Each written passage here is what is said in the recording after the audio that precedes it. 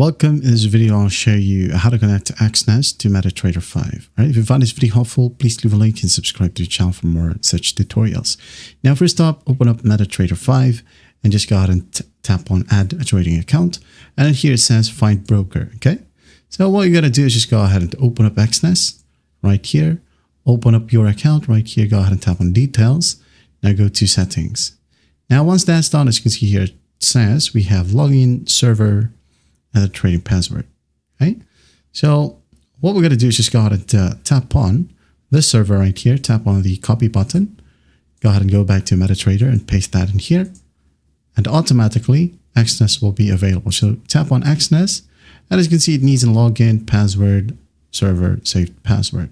So log in, go back to Exness, copy the login, just like so, put that in here.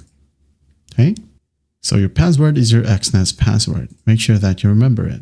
Okay, and once that's done, just click on login. If you don't know or forgot your password, just go ahead and change your trading password right here. Okay, so go ahead and go back and just click on login. And once that's done, as you can see here, Exness is now available. Wait for it to connect, and after that, you should be good to go. That is it. I hope this video helps, and I'll see you in the next one.